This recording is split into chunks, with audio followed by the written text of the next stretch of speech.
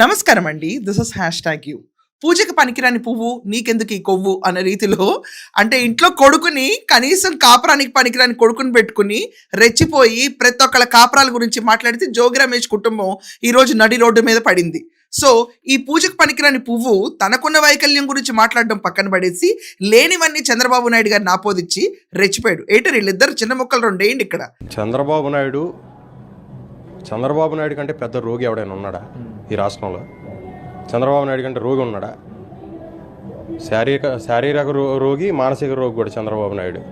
అల్జిమీర్స్ వ్యాధి ఉంది. పెళ్ళాలను మారుస్తావు, పార్టీలు మారుస్తావు. మార్చడం అనేది, తార్చడం అనేది ఈ పవన్ కళ్యాణ్కి వెన్నతో పెట్టిన విద్య. పార్టీలు మారుస్తాడు. సో ఈ దెబ్బకి, మేఘనా దెబ్బకి కూసాలు ఒక రకంగా కాదు 10 రకాలుగా కదిలి ఈ కుటుంబానికి.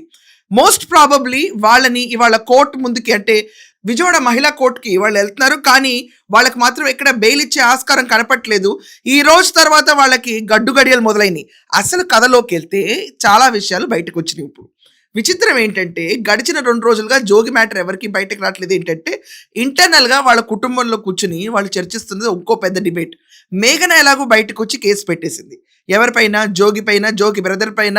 దాని తర్వాత మొత్తం కుటుంబంలో 11 మంది మీద ఈ పార్టీ 11 సీట్లు వచ్చినాయి. వీళ్ళ పైన 11 కేసులు పడినాయి. అదంతా వదిలేయండి. దాని తర్వాత హీఈస్ ఇన్కేపబుల్, ఇన్కెపాసిటేటెడ్, ఇంపార్టెంట్ ఇవన్నీ కూడా రాసేసింది. అటెంప్ట్ టు మర్డర్ 3 సార్లు నన్ను చేయబారని రాసేసింది. ఇది కాకుండా ఎక్స్ట్రాక్షన్ ఆఫ్ మనీ అంటే డౌరీ హెరాస్మెంట్ కేసు కూడా పెట్టేసింది. ఇవన్నీ అందరికీ పండిపోయిన విషయం.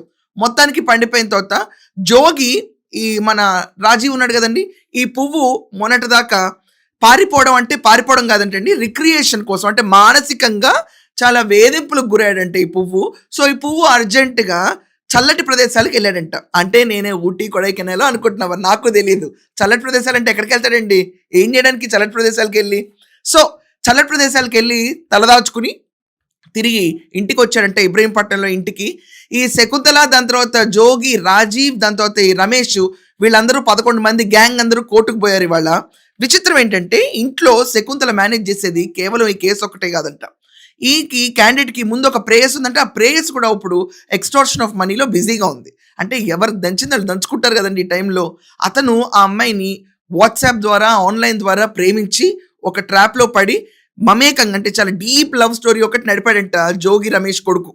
ఆ లవ్ స్టోరీ అంతా కూడా ఈరోజు బట్టబయలైంది. మేఘన ఎప్పుడైతే హీజ్ ఇంపార్టెంట్ అని బయట పెట్టిందో, ఆల్రెడీ పోయిన పరు, మతం గురించి పోయిన పరు, కొడుకు మగతనం గురించి పోయిన పరు, దాని తర్వాత అటెంప్ట్ టు మర్డర్స్ గురించి బయట పెట్టిన పోయిన పరు, ఈ పరులన్నిటికీ పోకుండా ఇంకో కొత్తగా యాడ్ అయిన క్యారెక్టరు ఇతని గర్ల్ ఫ్రెండ్. ఈ గర్ల్ ఫ్రెండ్ చెప్పే అరాచకపు న్యూస్లు బయటకు వెళ్తే వీళ్ళ కుటుంబం రభస కింద వెళ్తుంది.